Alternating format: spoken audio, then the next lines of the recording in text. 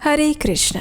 फूल जंगल में भी उगते हैं और माली के बगीचे में भी, लेकिन दोनों में बड़ा अंतर होता है।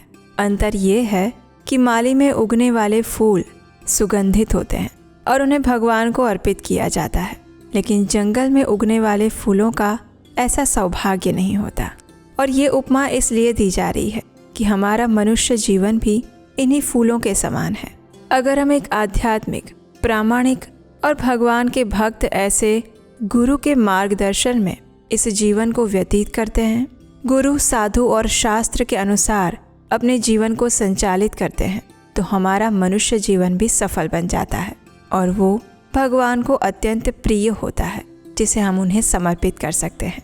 लेकिन वहीं दूसरी ओर अगर जीवन में ये सब चीज़ें नहीं होती तो हमारा जीवन जंगल में उगने वाले उन फूलों की तरह बन जाता है, जिसकी शुरुआत और अंत कब हुआ कोई नहीं जानता और उसका जीवन भी व्यर्थ हो जाता है। इसी विचार के साथ आप सबका स्वागत करती हूँ आज के पौष मास के इस कथा श्रृंखला में।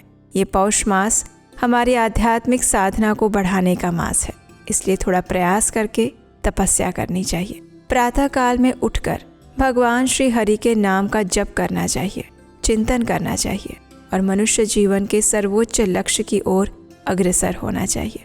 तो चलिए इसी के भाग रूप आज हम सुनते हैं इस पौष मास की सुंदर कथा को।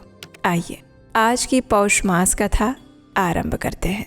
नैमिषारण्य में एकत्रित हुए ऋषियों ने कहा, हे महाभाग सूत गोस्वामी, कृपया आप महात्मा राजा पृथु के जन्म का विस्तार पूर्वक वर्णन करें। हम उनकी कथा सुनना चाहते हैं। महाराज पृथु ने जिस प्रकार इस पृथ्वी का दोहन किया था, देवताओं, पितरों और तत्ववेत्ता ऋषि मुनियों को भी जिस प्रकार उन्होंने दूहा था, वो संपूर्ण प्रसंग हम सुनना चाहते हैं। कृपया हमें आप उसका वर्णन क्या सुनाएं। तब श्रीलसूत गोस्वामी ने कहा, हे ब्राह्मणों, मैं वेन कुमार पृथु के जन्म, पराक्रम और क्षत्रिय उचित पुरुषार्थ का अब विस्तार से वर्णन करूंगा। इस विषय में महान ऋषियों ने जो रहस्यपूर्ण बातें बताई हैं, उनका भी मैं आपको वर्णन क्या सुनाऊंगा। जो भी मनुष्य वेन के पुत्र इस पृथु की कथा को विस्तार पूर्वक कहता है, उसके 7 जन्मों के पाप नष्ट हो जाते हैं, क्योंकि राजा पृथु का जन्म वृतांत, संपूर्ण चरित्र मनुष्य के संपूर्ण पापों को नाश करने वाला और अत्यंत पवित्र है। अब ध्यान से सुनिए।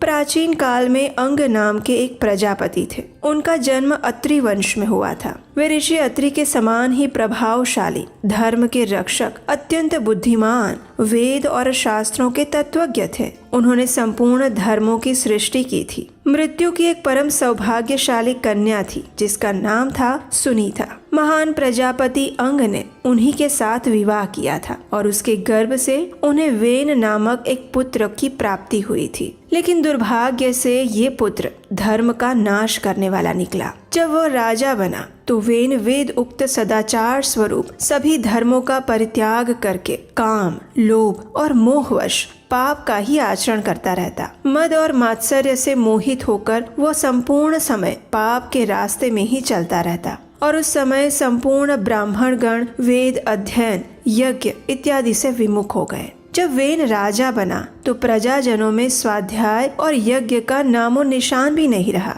यज्ञ में आए हुए सभी देवता यजमान के द्वारा अर्पण किए हुए सोम रस का पान नहीं करते थे, क्योंकि वह दुष्ट आत्मा राजा वेन ब्राह्मणों से प्रतिदिन यही कहता रहता कि स्वाध्याय करने की कोई आवश्यकता नहीं, होम करना भी छोड़ दो, दान भी मत दो और यज्ञ भी मत करो। प्रजापति वेन का विनाश काल अब आ चुका था और इसलिए उसने एक क्रूर घोषणा की थी। वो सदैव यही कहता रहता कि मैं ही यजन करने के योग्य देवता हूँ, मैं ही यज्ञ करने वाला यजमान और मैं ही यज्ञ का कर्म हूँ। मेरे उद्देश्य से ही यज्ञ और होम का अनुष्ठान होना चाहिए। मैं स्वयं सनातन विष्णु हूँ, मैं ही ब्रह्मा, मैं ही रुद्र हूँ, मैं ही इंद्र और सूर्य और वायु हूँ। हव्य और काव्य का भोक्ता भी सदैव मैं हूँ, मेरे सिवा दूसरा कोई नहीं है। जब राजा वेन इस प्रकार बोलते थे तो महान शक्तिशाली ऋषि मुनियों को अत्यंत क्रोध आता था। एक दिन वे सभी एकत्रित होकर उस पाप बुद्धि वाले राजा के पास गए और उसे कहने लगे,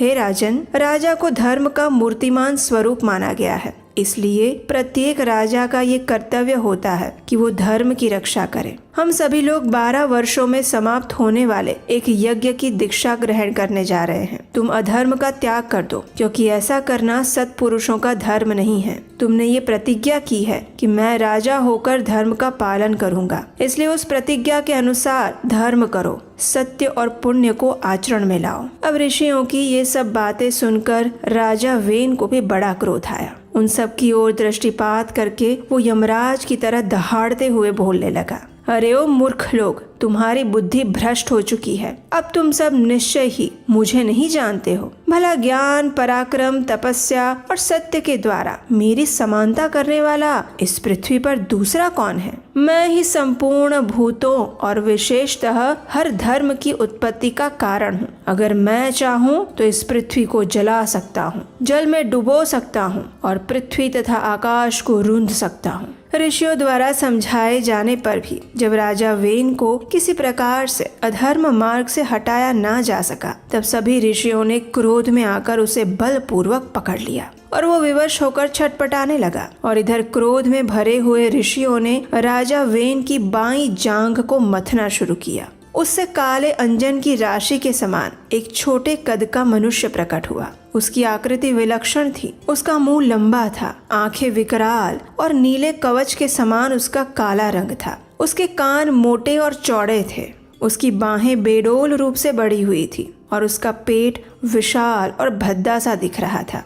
ऋषियों ने उसकी ओर देखा और कहा, निषीद निषीद, यानी बैठ जाओ। उन सब की बात सुनकर वह भय से व्याकुल हो गया और चुपचाप बैठ गया। ऋषियों ने निषीद कहकर उसे बैठने की आज्ञा दी थी, इसलिए उसका नाम निषाद पड़ा। पर्वतों और वनों में ही उसके वंश की प्रतिष्ठा हुई। निषाद, किरात, भील, नाहलक, भ्रमर, पुलिंद और जितने भी म्लेच्छ जाति के पाप आचरण करने वाले मनुष्य हैं, वे सभी राजा वेन के उसी अंग से उत्पन्न हुए थे। अब ऋषि मुनियों ने ये जान लिया कि राजा वेन का पाप अब निकल चुका है और तब उन्हें अत्यंत प्रसन्नता हुई। अब उन्होंने राजा के दाहिने हाथ का मंथन करना आरंभ किया। उससे पहले तो पसीना निकला, लेकिन जब पुनः जोर से मंथन किया गया तब वेन के उस सुंदर हाथ से एक पुरुष का प्रादुर्भाव हुआ, जो स्वयं 12 सूर्यों के समान तेजस्वी थे। उनके मस्तक पर सूर्य के समान चमचमाता हुआ सुंदर मुकुट था और कानों में कुंडल थे। उस महाबलशाली राजकुमार ने आज गव नाम का आदि धनुष, दिव्य बाण और रक्षा के लिए कांतिमान कवच धारण किए हुए थे और उस राजकुमार का नाम पृथु था। वे अत्यंत सौभाग्यशाली, वीर, धर्मात्मा और महात्मा थे। उनका जन्म होते ही संपूर्ण प्राणियों में हर्ष छा गया और फिर सभी ब्राह्मणों ने मिलकर राजा पृथु का राज्याभिषेक किया। उसके बाद स्वयं ब्रह्मा जी, सभी देवतागण और अनेक प्रकार के स्थावर जंगम प्राणियों ने मिलकर भी महाराज पृथु का अभिषेक किया। राजा पृथु के पिता राजा वेन ने कभी भी अपनी प्रजा को संतुष्ट नहीं किया था, लेकिन पृथु ने सबका मनोरंजन किया और इस वजह से संपूर्ण प्रजागण सुखी होकर आनंद का अनुभव करने लगी। उन महात्मा नरेश के भय से समुद्र का जल भी शांत रहने लगा। जब उनका रथ चलता उस समय पर्वत दुर्गम मार्ग को छिपाकर उन्हें उत्तम मार्ग दे देते थे। पृथ्वी बिना जोते ही अनाज तैयार करके देती थी। सभी जगह पर गायें कामधेनु बन चुकी थी। मेघ प्रजा की इच्छा के अनुसार वर्षा करता। सभी ब्राह्मण और क्षत्रिय देव यज्ञ और बड़े बड़े उत्सव किया करते। राजा पृथु के शासन काल में वृक्ष इच्छा के अनुसार फलते थे। उनके पास जाने से सबकी इच्छाएं पूर्ण हो जाती। देश में ना तो कभी अकाल पड़ा, ना ही कोई बीमारी फैलती, ना ही मनुष्यों की अकाल मृत्यु होती थी। सभी लोग सुख से जीवन बिता रहे थे और धर्म के अनुष्ठान में ही लगे रहते थे। हे ब्राह्मणों, प्रजाओं ने अपनी जीवन रक्षा के लिए पहले जो अन्न का बीज बो रखा था, उसे एक बार इस पृथ्वी ने पचाकर वो स्थिर हो गई और उस समय संपूर्ण प्रजा राजा पृथु के पास चली गई और मुनियों के कथन अनुसार कहने लगी, हे राजन, हमारे लिए उत्तम जीविका का प्रबंध कीजिए। हे राजाओं में श्रेष्ठ, आप हमारी सहायता कीजिए। पृथ्वी हमें अन्न नहीं दे रही है। जब राजाओं में श्रेष्ठ पृथु ने देखा तो उसे प्रजा के ऊपर अत्यंत स्नेह उत्पन्न हुआ।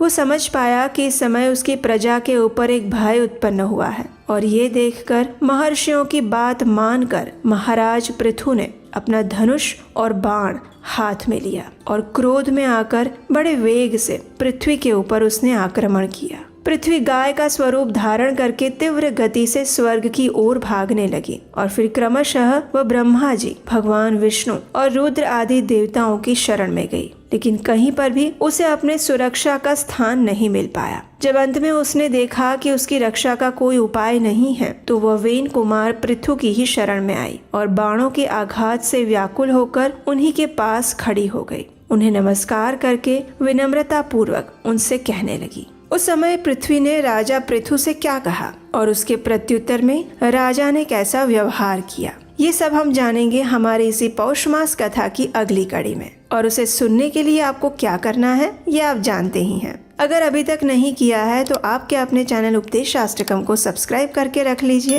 बेल आइकन दबाकर नोटिफिकेशन ऑन रखिए ताकि कल सुबह आने वाली कथा को भी आप सरलता से सुन पाए। अगर राजा पृथु का ये प्रसंग आपको सुनना अच्छा लग रहा है तो आपके परिवारजनों और मित्रों को भी अच्छा लगेगा, उन्हें भी ये कथा शेयर कर दीजिए। इस पवित्र पौष मास में भगवान की दिव्य लीलाओं और कथाओं का अधिक से अधिक श्रवण भी करना चाहिए और उसे लोगों तक पहुंचाना भी चाहिए। और हम आपसे मिलेंगे इसी कथा की अगली कड़ी के साथ कल प्रातःकाल। हरे कृष्णा।